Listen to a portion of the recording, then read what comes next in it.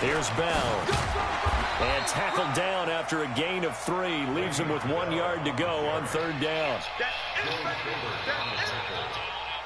That's a gain of 3. It's 3rd and 1. Check, 59. Watch the screen.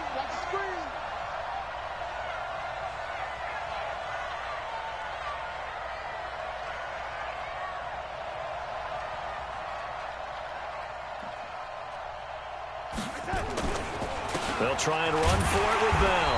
And he will have the 1st down inside the 10 to the 9-yard line.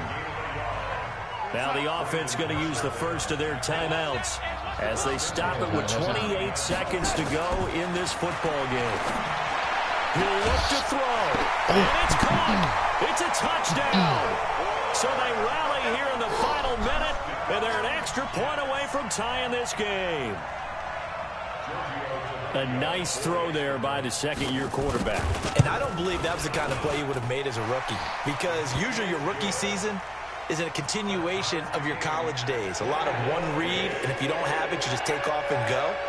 Now he's settled in the pocket a little bit more, reading the field and getting to a second and sometimes third progression. That was a nice play.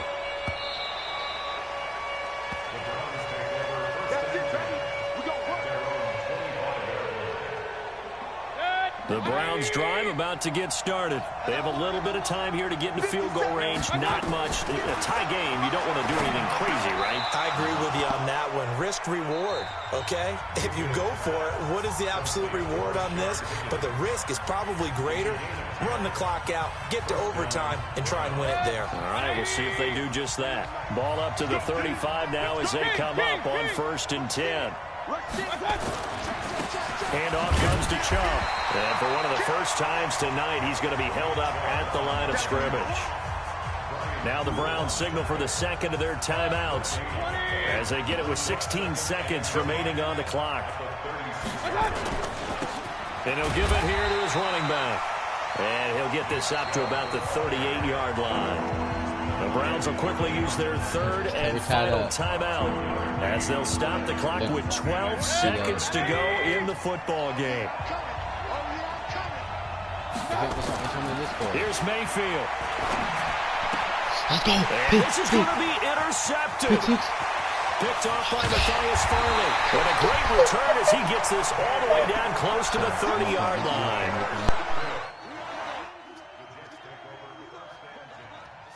So it all rests now on the left foot of Giorgio Tavecchio. His first attempt of the night here, and it's a big one. It's for the win. And he missed it. That was neither far enough. It wasn't even on target. It's no good. And a costly one there as this game remains tied here in the 4th. It's a little teaching moment here. Overtime rules. Remind us how this goes, partner. Okay, so in the past, we had sudden death. First team to score wins, but no longer. Now, if the team receives the ball, scores a touchdown, they win the game. If they kick a field goal, though, or don't score, the other team gets a possession. And after both teams get a possession, then we're into sudden death. First team to score wins the game.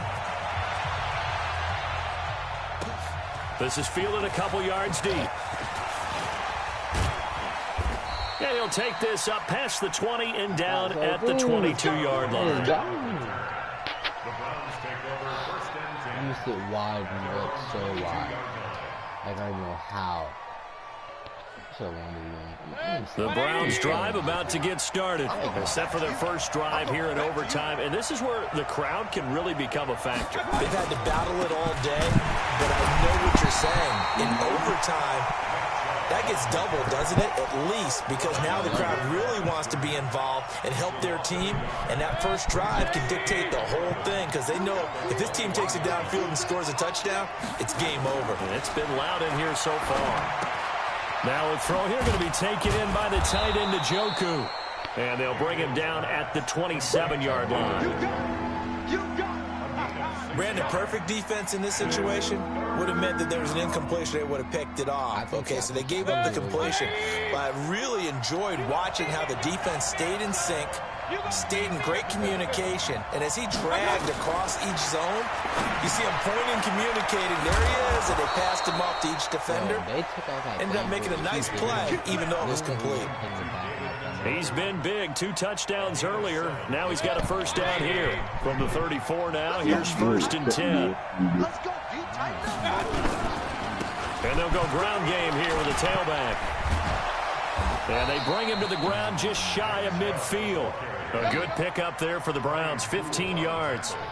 Well, he does it at a high level, doesn't he? Because when I watch him, I think of his vision.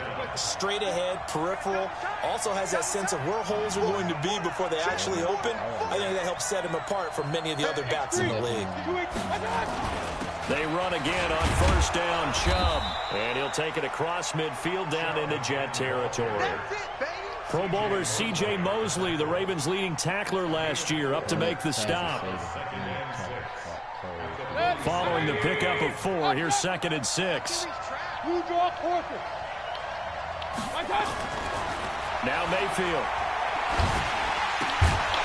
And he takes a shot on the release as this will be incomplete. I don't want to overhype it, but this is a big early season game, especially an overtime win. That can give you a big boost going forward in the season. You certainly can, and I don't think you're overhyping it because cliches go out the window when you start to play overtime. And you're right, the winner of this game now, that's an extra boost moving forward.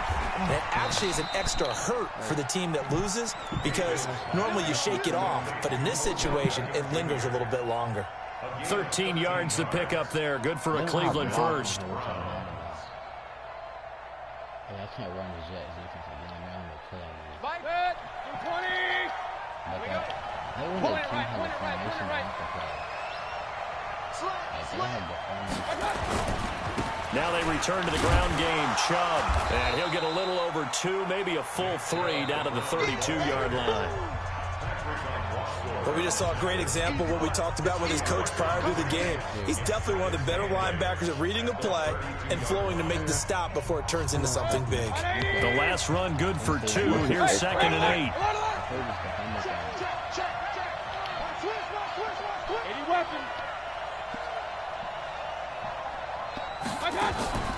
Mayfield off the play fake. And he completes it to Hunt.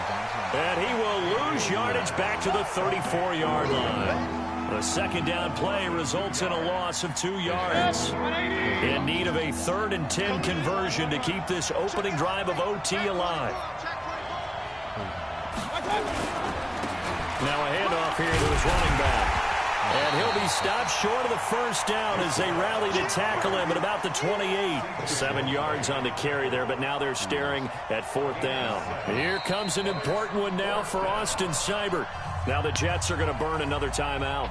They'll be left with just 1 remaining here at OT. You better go in overtime.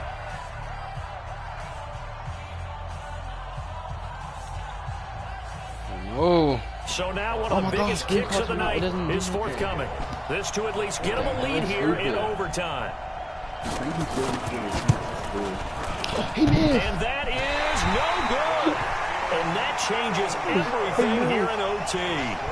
Well, this winds up an empty possession. Everything looked okay. He just never got the ball on target. And knowing him, he'll be disappointed with that effort. Darnold, his first throw in overtime. Airing one out for Crowder.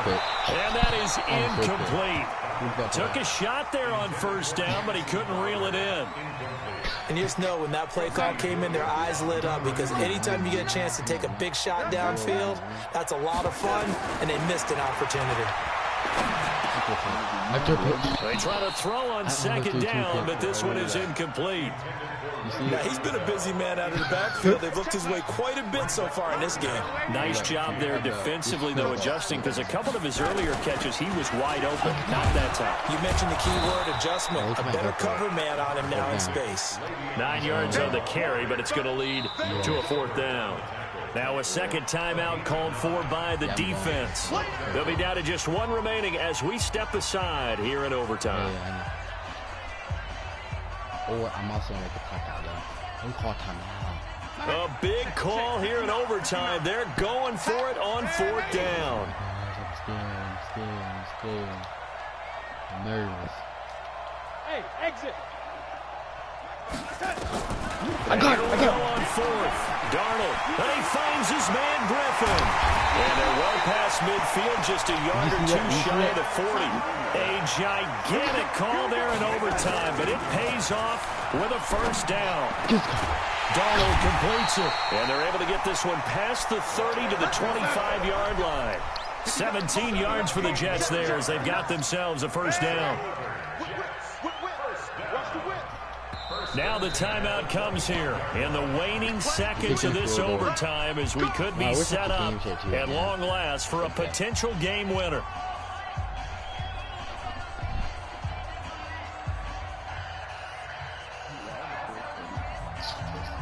I know. Let me take my thing out. I gotta take my the game. So here we go. Maybe the biggest kick of the game forthcoming. Right hash mark, a 42-yard attempt. And Tavecchio pulls it to the right. No good. And that changes everything here in OT. So it's his second missed field goal here. That wouldn't have ended the game, but it would have given him a leg up in OT. And that's got to invigorate this defense. They did their part. Now it's time for their offense to put together a drive and seal the deal. I know. The Browns' drive about to get started. And they had compiled a pretty long drive last time. Unfortunately, though, it ended with no points after the missed field goal.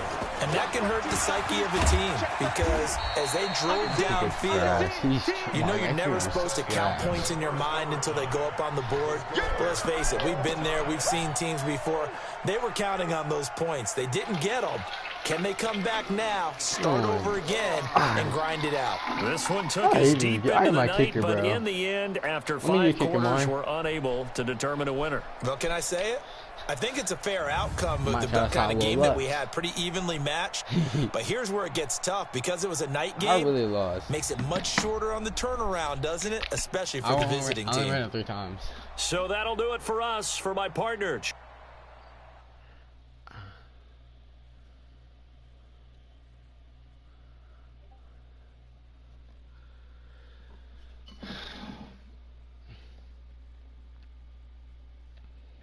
Oh, let me stop the share play.